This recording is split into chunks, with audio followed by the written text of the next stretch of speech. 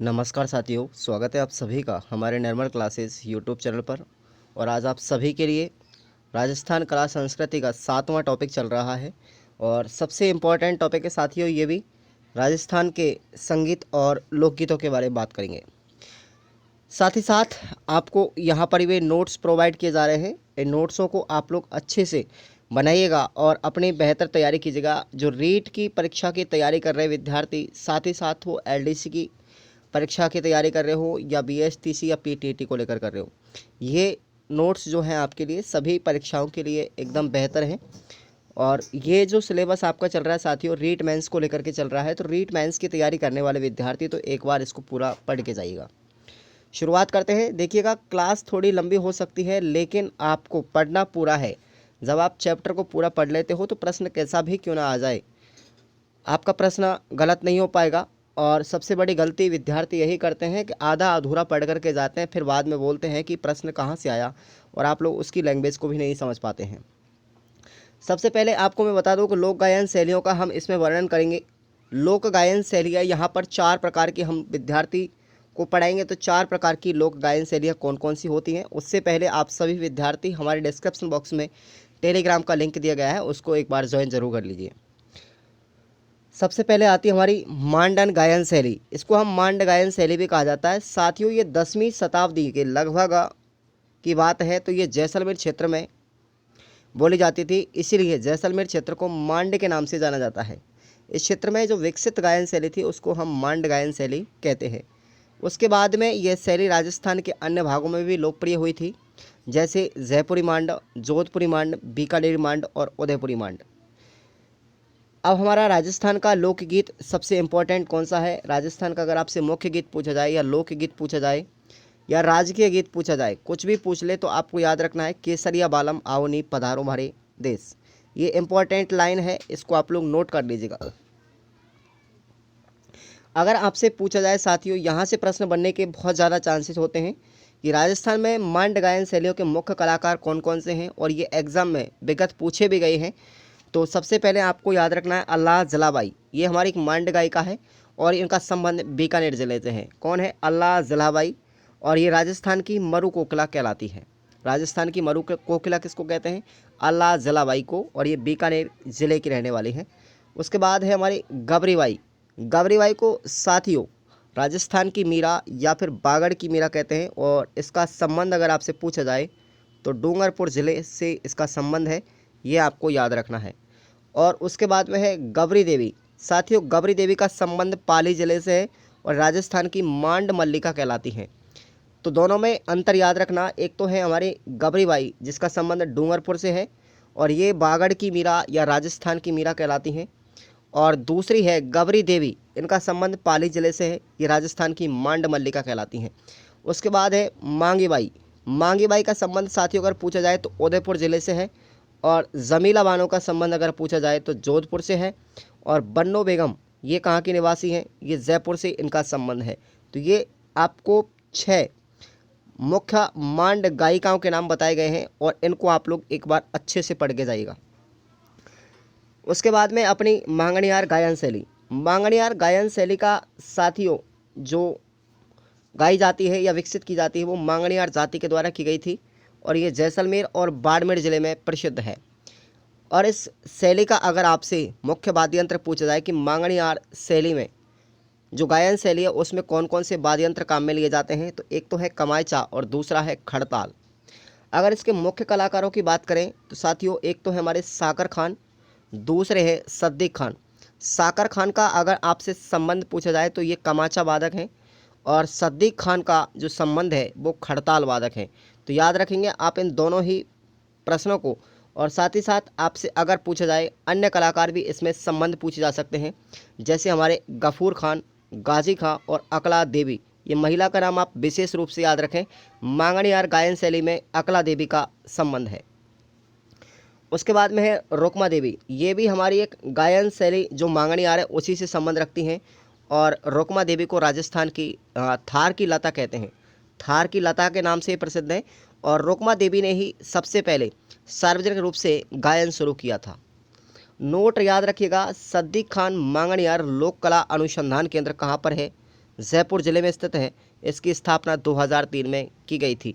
Very very most important line है कि सिद्दीक खान मांगणियार लोक कला अनुसंधान केंद्र कहाँ पर है? जयपुर में, स्थापना 2003 में की गई थी।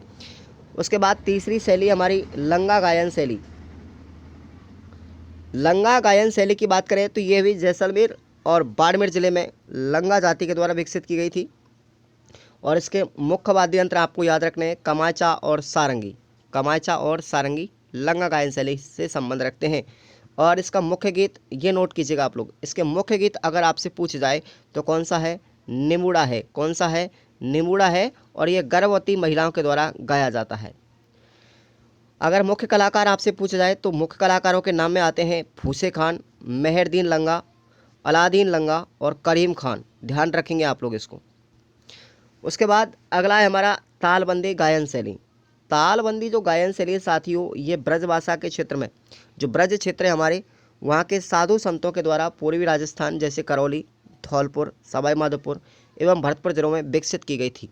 और अगर इस तालबंदी गायन शैली का आपसे वाद्य यंत्र पूछा जाए तो याद रखेंगे नगाड़ा है। कौन सा है? नगाड़ा है। और प्रश्न अब देखिएगा, यहाँ से प्रश्न ज़्यादा बनते हैं। आपको एक लोकगीत दे दिया जाएगा और उस लोकगीत के बारे में आपसे पूछा जाएगा। सबसे पहला लोकगीत है हमारा केसरिया बालम आओ नी पधारो हमारे देश। ये पूरा नाम है इसका।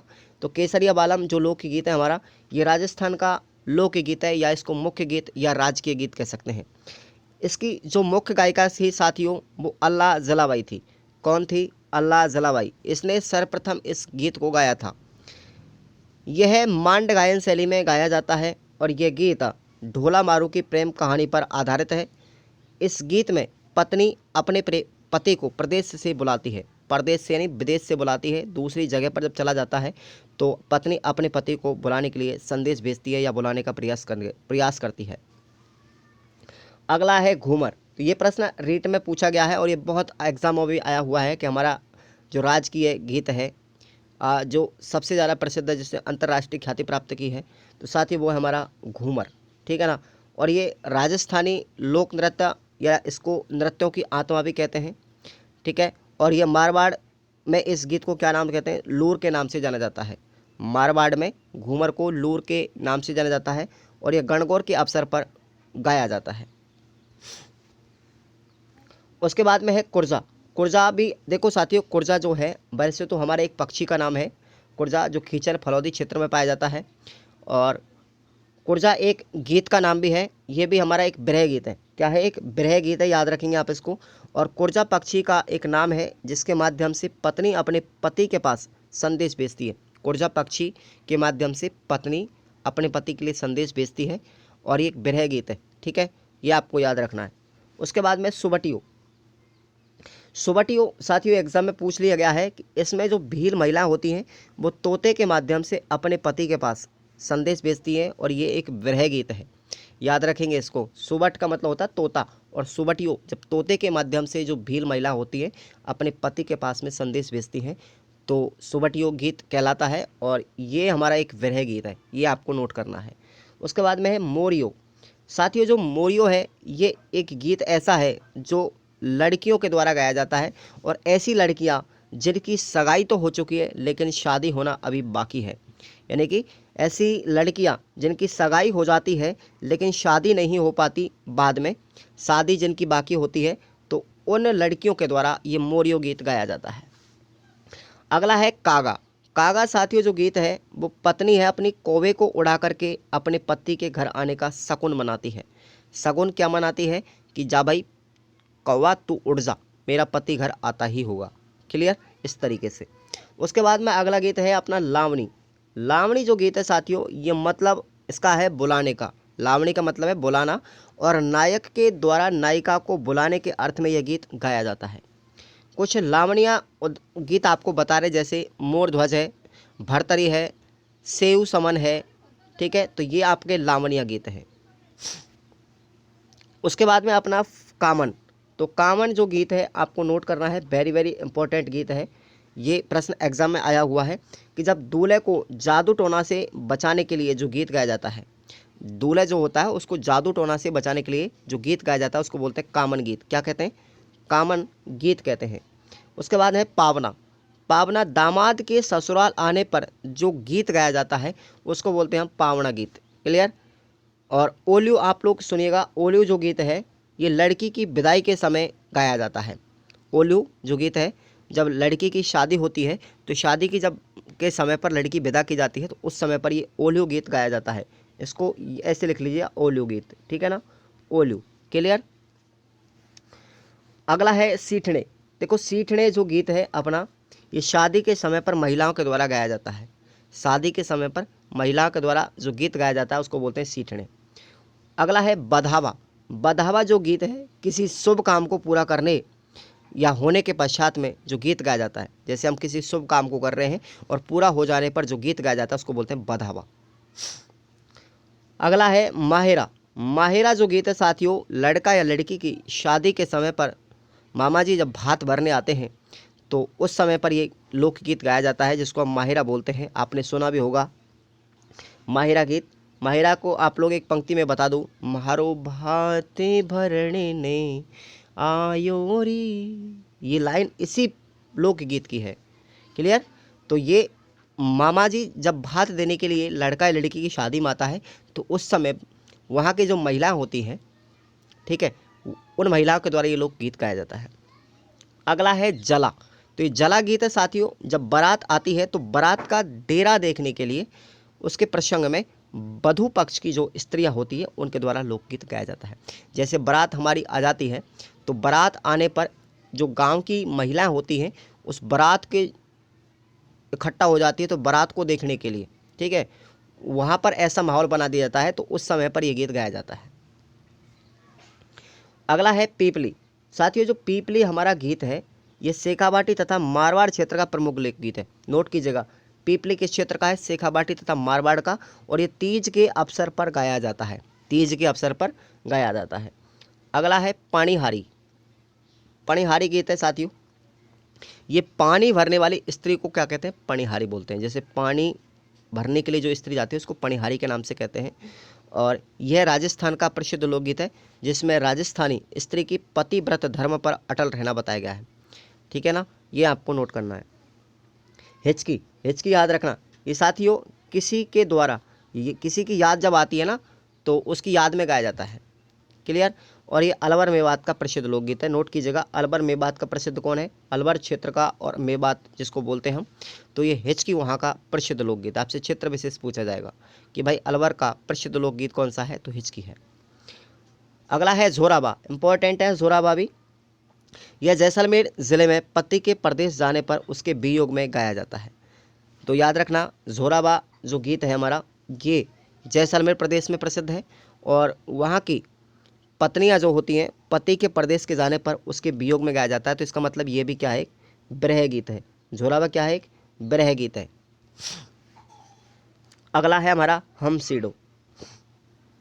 हमसीडो नोट कीजिएगा, ये उत्तरी मेवाड़ के भीलों का प्रसिद्ध गीत है। तो भीलों के दो हो गए, एक तो हो गया हमसीडो और दूसरा आपको याद रखना है सुबटियो। ये भीलों के लोकगीत है, भील महिलाओं के, ठीक है ना। तो इस हमसीडो को स्त्री और पुरुष एक साथ मिल करके गाते हैं, एक साथ मिल करके गाते हैं। अगला है दुपट्टा। दुपट्टा शादी के अवसर पर दूल्हे की सालियों के द्वारा गाया जाता है गीत। तो इसकी मैं आपको लाइन बता दूं, ए दूल्हे की सालियों हरे दुपट्टे वालियों। तो ये आपने सुना होगा लोकगीत। एक मूवी भी है जिसका मैं नाम अभी आपको बता नहीं सकता, भूल रहा हूँ, ठीक है ना। तो उस मूवी में भी इस गाने को गाया जाता है सलमान खान के द्वारा। उसकी साली के द्वारा जूते चुराए जाते हैं, जूते रस्म जहाँ पर होती है तो वहाँ पर भी ये गीत गाया गया है उस मूवी के अंदर। तो शादी के अवसर पर दूल्हे की सालियों के द्वारा जो गीत गाया जाता है उसको कहते हैं दुपट्टा गीत। अगला है राती जगह। राती जगह कब गाया जाता है साथियों, ये विवाह के समय पर, पुत्र के जन्म उत्सव पर या मुंडन जब करवाया जाता है तो उस शुभ अवसर पर ये गाया जाता है। या फिर मनौती मनाने पर रात भर जो जागरण किया जाता है किसी देवता के लोकगीत जिसको बोलते हैं। जैसे आप देवी के लोकगीत जब आप गाते हैं तो रात्रि में जो जागरण किया जाता है उसको बोलते हैं राती जगह। अगला लोकगीत हमारा इंडोनी।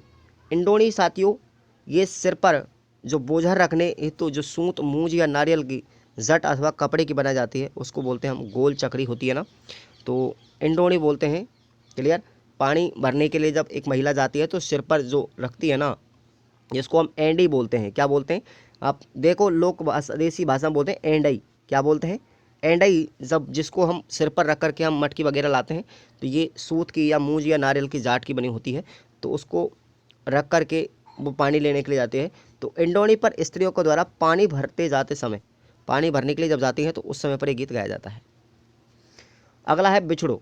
बिछड़ो जो गीत है साथियों, ये हाड़ौती क्षेत्र का एक लोकप्रिय गीत है। आप लोग क्षेत्र विशेष याद रखना, इसका क्या है? हाड़ौती क्षेत्र, जिसमें एक पत्नी जिसको बिच्छू खा जाता है, तो बिच्छू के खाने पर अब वो मरने वाली है, तो मरने के बाद में अब मरती की अवस्था में आ जाती है, तो अपने पति को दूसरा विवाह करने का साथ संदेश देती है कि भाई मुझे तो बिच्छू ने खा लिया, मैं तो मरने वाली हूँ, अब आप दूसरा विवाह कर लीजिए। तो इस गीत को गा करके अपने पति को संदेश देती है। अगला है घुड़ला। घुड़ला ये मारवाड़ क्षेत्र में होली के अवसर पर कुंवारी कन्या को द्वारा गाया जाता है। ठीक है ना, कुंवारी कन्याओं के द्वारा गाया जाता है घुड़ला नृत्य, जो किया जाता है मारवाड़ में या जोधपुर के अंदर। आपने सुना होगा घुड़ले खां की मृत्यु की थी सातल देव ने। किसने की थी? सातल देव ने घुड़ले खां की मृत्यु की थी। मारवाड़ के थे सातल देव महाराजा, तो उसने घुड़ले खां की मृत्यु जब की थी, तो उसी की उपलक्ष्य में ये घुड़ला गीत मारवाड़ के अंदर गाया जाता है कुंवारी कन्याओं के द्वारा। अगला है हमारा पंछीड़ा गीत। साथियों, पंछीड़ा गीत आपने सुना होगा, ये हाड़ौती और ढूंढा क्षेत्र में मेलों के अवसर पर अलगोजे, ढोलक या मजीरों के साथ में गाया जाने वाला एक लोकगीत है। अगला है कव्वाली। ये वीर रस प्रधान गीत है, नोट याद रखना इसको। कैसा गीत है ये? वीर रस प्रधान गीत है। अगला है चिरमी। चिरमी साथियों, ये लोकगीत चिरमी के पौधे को संबोधित करते हुए बाल ग्राम बधू के द्वारा अपने भाई और पिता की प्रतीक्षा के समय की मनोदशा का चित्रण करती है। तो जब अपने भाई को या पिता को बुलाती है एक स्त्री, ठीक है ना, तो वो चिरमी के पौधे की तरफ इंगित करते हुए या संबोधित करते हुए कहती है। तो उस समय की मनोदशा का वर्णन इस गीत के अंदर किया जाता है, जिसको वो चिरमी गीत बोलते हैं।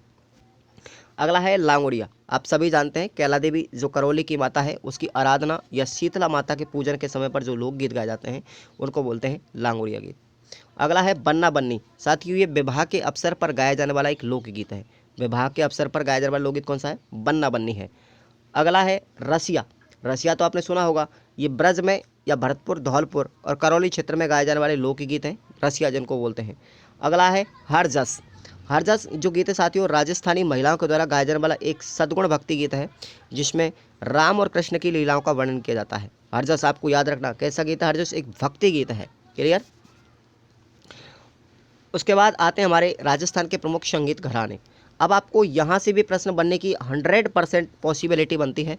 अब सबसे पहले हम एक एक घराने को अच्छे से पढ़ेंगे, उनके संस्थापक कौन कौन है, उनमें कौन कौन से मुख्य कलाकार हुए थे, तो ये सभी हम विशेष रूप से पढ़ेंगे। सबसे पहला आता है हमारा जयपुर घराना। जयपुर घराने के संस्थापक आपको याद रखना है कौन थे? मनरंग भूपत खां। नोट याद रखना, जयपुर घराने के संस्थापक कौन थे? मनरंग भूपत खां। और ये साथियों मनरंग भूपत खां जो थे, वो दिल्ली घराने के संस्थापक कौन थे? सदरंग खां के पुत्र थे। और ये घराना ख्याल गायन शैली से संबंध रखता है। नोट याद रखना इसको कि भाई जो जयपुर घराना है उसकी कैसी गायन शैली है? तो ख्याल गायन शैली है। और इसके संस्थापक हैं मनरंग भूपत खां। और ये मनरंग भूपत जो खां जो थे, ये सदरंग खां के पुत्र थे। और सदरंग खां कौन थे? दिल्ली घराने के संस्थापक थे। अब जयपुर घराने के प्रसिद्ध कलाकारों के आपको नाम याद रखने हैं, ये नोट कीजिएगा आप लोग। आपसे एक कलाकार दे दिया जाएगा और उसका संबंध किस घराने से प्रश्न पूछा जा सकता है कि एक तो है मोहम्मद अली खान, मुबारक अली खान और रज्जब अली, ये तीन तो ये हैं, और दूसरा मनरंग भूपत खां, ये अपने संस्थापक हैं। तो ये चार व्यक्ति आपको याद रखने हैं जो जयपुर घराने से संबंध रखते हैं। जयपुर घराने की बाद में दो शाखाएं बट गई थी साथियों, इसको दो उप शाखाओं में बांट दिया गया था। पहला था पटियाला घराना और दूसरा था हमारा अतरौली घराना। कौन सा था? अतरौली घराना। तो ये दो घरानों में विभाजित हो गई जयपुर घराना। ठीक है ना। तो अब हम पढ़ेंगे सबसे पहले पटियाला घराना। तो पटियाला घराना जो साथिया था, उसका संस्थापक था फ़तेह अली और अली बख्श। ये दो व्यक्तियों के नाम याद रखने, फ़तेह अली और अली बख्श। इसको बोलते हैं हम आलिया फत्तू के नाम से भी जानते हैं। फ़तेह और अली बख्श, इन दोनों व्यक्तियों को आलिया फत्तू के नाम से जानते हैं। और साथियों जो फ़तेह अली और अली बख्श जो थे, वो टोंक के नवाब इब्राहिम के दरबारी कलाकार थे। टोंक का नवाब कौन था? नवाब इब्राहिम। और इसके दरबारी कवि कौन थे? दरबारी कलाकार कौन थे? फ़तेह अली और अली बख्श। इब्राहिम ने इन दोनों को जनरल और कर्नल की उपाधि प्रदान की थी। देखो साथियों, ये नोट याद रखना कि इब्राहिम जो थे हमारे टोंक के नवाब, उन्होंने फतेह अली आलिया जो फत्तू थे उनको जनरल और कर्नल की उपाधि दी थी। ये पूछा जा सकता है एग्जाम में। और इसके मुख्य कलाकार आपको याद रखने हैं। कौन है? एक पाकिस्तानी गज़ल गायक हैं जिसका नाम है गुलाम अली। कौन है? गुलाम अली। अगला है हमारा अतरौली घराना। अतरौली घराने के संस्थापक अगर आपसे पूछा जाए तो याद रखना कौन है? साहेब खां है। कौन है? साहेब खां। अब आपको प्रश्न यहाँ से बन सकता है, इसके अगर आपसे मुख्य कलाकार पूछा जाए या संगीतकार कौन कौन है, तो सबसे पहले आते हैं हमारे मंतोल खां। साथियों, मंतोल खां को रुलाने वाले फ़कीर के नाम से जाना जाता है। वेरी वेरी इंपॉर्टेंट लाइन है, इसको नोट कर लीजिएगा कि वो रुलाने वाले फ़कीर के नाम से कौन प्रसिद्ध है, तो ये मंतोल खां है। इनका संबंध किससे है? अतरौली घराने से है। अगले हमारे हरि सिंह। हरि सिंह का संबंध भी अतरौली घराने से है और इनके बारे में कहा जाता है कि इन्होंने एक ही राग से पत्थर को पिघला दिया था। इन्होंने अपने एक ही आलाप से या एक ही राग से पत्थर को पिघला दिया था, ऐसा हरि सिंह के बारे में कथन है। अगला हमारा डागर घराना। साथियों, डागर घराना भी आपको याद रखना है और डागर घराने के अगर आपसे संस्थापक पूछा जाए तो कौन है? गोपाल दास है। और गोपाल दास को क्या कहा जाता है? इमाम बख्श। इनका उपनाम याद रखना, क्या नाम है? इमाम बख्श भी कहते हैं इस गोपाल दास को। और वैसे देखा जाए तो डागर घराने का जो वास्तविक संस्थापक कौन है? बहराम खां है। देखो एग्जाम में अलग अलग तरीके से पूछा जाएगा। अगर आपसे पूछा जाए केवल डागर घराने का संस्थापक कौन है, तो गोपाल दास या इमाम बख्श, कुछ भी नाम आ जाए। अगर आपसे पूछा जाए वास्तविक संस्थापक कौन है, तो आपको याद रखना है बहराम खां। कौन है? बहराम खां। आपने मेवाड़ में भी सुना होगा, मेवाड़ के संस्थापक कौन है? गोयलादित्य। लेकिन वास्तविक संस्थापक कौन है? बप्पा रावल। तो ऐसे ही यहाँ पर डागर घराने के जो संस्थापक जो थे, नींव तो किसने डाली थी? हमारी गोपाल दास ने। लेकिन वास्तविक रूप से जो शासन संचालन हुआ था डागर घराने का, वो हुआ था बहराम खां के समय पर, इसलिए वास्तविक संस्थापक बहराम खां कहलाते हैं। साथ ही जो बहराम खां थे वो महाराजा राम सिंह सेकंड जो थे जयपुर के, उसके दरबारी कवि थे। दरबारी कवि थे राम सिंह सेकंड के। अब इस घराने के प्रमुख कुछ गायक कलाकार भी आते हैं, उनके नाम आपको याद रखने हैं।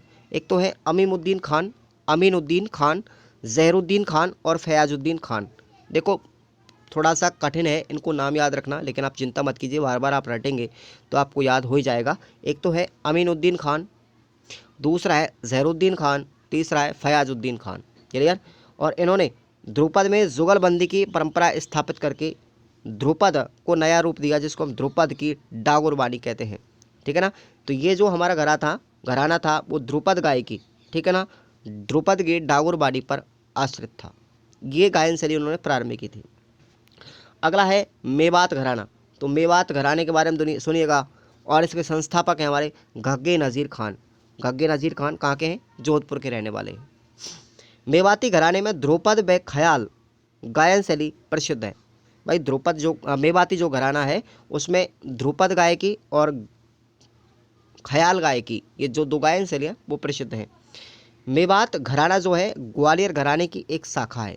ग्वालियर जो घराना था, वैसे हमारा राजस्थान से बाहर है, तो उसकी एक शाखा थी मेवाती घराना। अब मेवात घराने के आपसे प्रसिद्ध कलाकार पूछ जाएं तो इनको आप लोग विशेष रूप से याद रखेंगे। मेवात घराने के ये 4 कलाकार आपको याद रखने हैं। एक तो है पंडित जसराज, दूसरे हैं ज्योति मोती। कौन है? पंडित जसराज, ज्योति मोती, बदीन की पुरिया और जयंती टोडी राग। देखो कितने अजीब नाम हैं, लेकिन फिर भी आपको याद तो करने पड़ेंगे साथियों। आप लोग वीडियो को लाइक कीजिएगा इसी बात पर।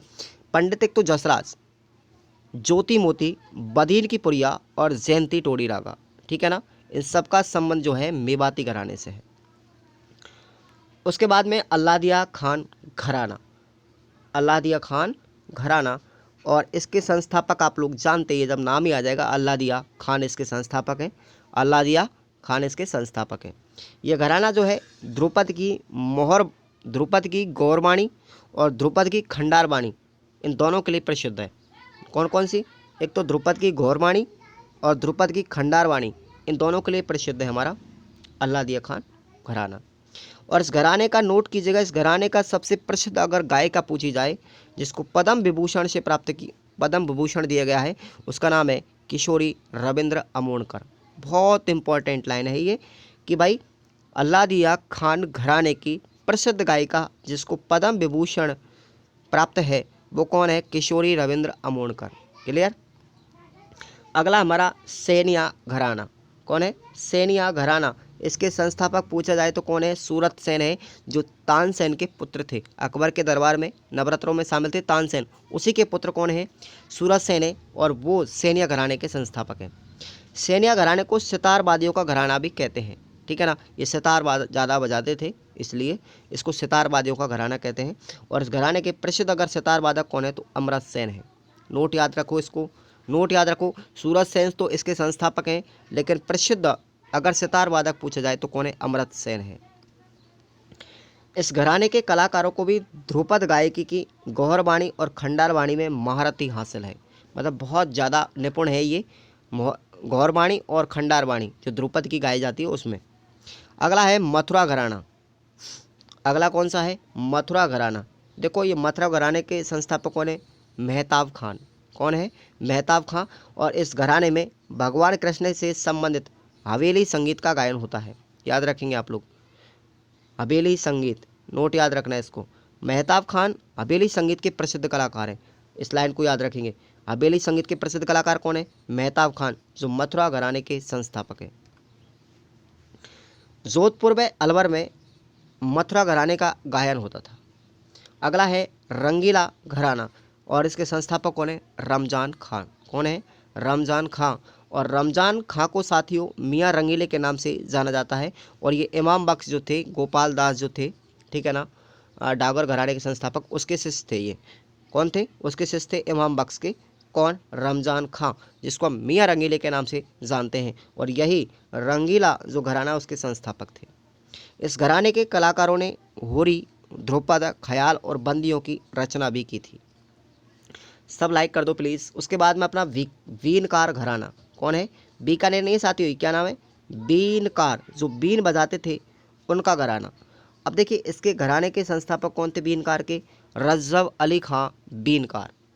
रज्जब अली जो थे साथियों, वो सवाई राम सिंह सेकंड के दरबार में एक प्रसिद्ध बीनकार थे, और इन्होंने ही राम सिंह सेकंड को बीना बजाना सिखाया था। बीना बजाना इन्होंने सिखाया था राम सिंह सेकंड को, जो जयपुर के राजा थे, और रज्जब अली ने उनको सिखाया था। इस घराने के वंशज की बात करें तो एक तो है हमारे असद अली। साथियों ये असद अली जो व्यक्ति थे बीनकार घराने के, वो दिल्ली विश्वविद्यालय में बीना बजाना सिखाते थे। बीना वादन के एक प्रसिद्ध प्रोफेसर थे, शिक्षक थे ये, और दिल्ली विश्वविद्यालय में, जिसका नाम है असद अली। क्लियर। और अब बात करेंगे कथक का जयपुरी घराना। कथक घराना बहुत इंपॉर्टेंट है, यहाँ से प्रश्न आता ही आता है। तो अगर आपसे पूछा जाए कथक का जयपुरी जो घराना है उसके संस्थापक कौन है? भानुजी महाराज। कथक आपने नृत्य भी सुना होगा, तो ये नृत्य यहीं से शुरू हुआ था। तो कथक के नृत्य की बात की जाए या कथक के जयपुरी घराने की बात की जाए तो संस्थापक कौन है? भानुजी महाराज।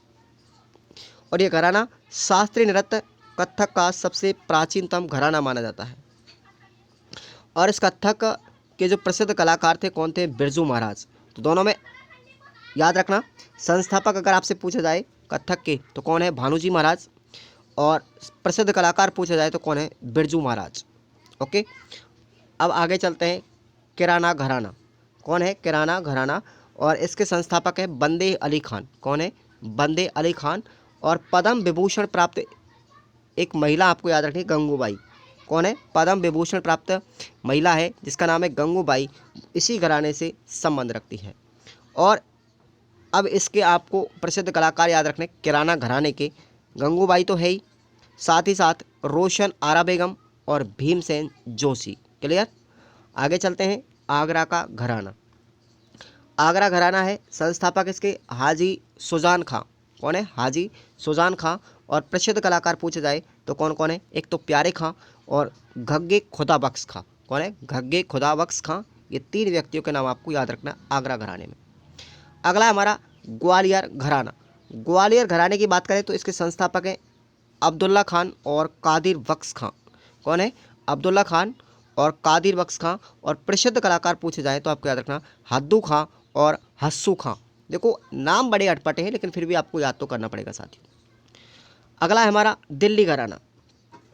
दिल्ली घराना संस्थापक है इसके सदारंग खां, और ये घराना भी ख्याल की सबसे संबंधित है। ख्याल की से जो ख्याल गायन शैली उससे संबंध रखते हैं। दिल्ली घराने को सदारंग घराना भी कहते हैं, क्योंकि इसकी स्थापना जो संस्थापक है कौन है, सदारंग खान है। तानरस खां इस घराने का प्रमुख कलाकार है। तानरस जो खान है वो इस घराने के प्रमुख कलाकार हैं, इसलिए दिल्ली घराने के को तानरस घराना भी कहते हैं। दिल्ली घराने क्या कहते हैं, तानरस घराना भी कहते हैं। इस घराने का विकास जो हुआ था मोहम्मद शाह के समय पर हुआ। नोट याद रखिएगा, किसके समय पर हुआ था दिल्ली घराने का विकास, मोहम्मद शाह के समय। अब देखिएगा आपको कुछ प्रसिद्ध प्रमुख संगीतज्ञों के नाम बता रहे हैं, उनको भी आप याद रखना। जैसे अमीर खुसरो इनका जन्म 1253 ईस्वी में उत्तर प्रदेश में हुआ था और ये अलाउद्दीन खिलजी के दरबारी विद्वान थे। इन्होंने हिंदुस्तानी संगीत की स्थापना या शुरुआत की थी, हिंदुस्तानी संगीत की, और इनको तबला और सितार के आविष्कारक माना जाता है। बहुत बड़े निपुण थे, इन्होंने शुरुआत की थी तबला बजाने की और सितार बजाने की, अमीर खुसरो ने। अगले हमारे मिर्ज़ा गालिब तो ये प्रसिद्ध गायक और गज़लकार थे। इनका जन्म 1786 ईस्वी में और मृत्यु 1869 में हुई थी, और इनकी मज़ार जो बनी हुई है साथियों नई दिल्ली में है। इनकी जो दरगाह है या मज़ार है नई दिल्ली में। अगला है राजा मानसिंह तोमर, ये ग्वालियर के शासक थे। कौन थे, ग्वालियर के शासक थे। इन्होंने बैजू बावरा के सहयोग से ध्रुपद गायन को परिष्कृत कर रूप प्रदान कर उसका पुनरुद्धार किया था।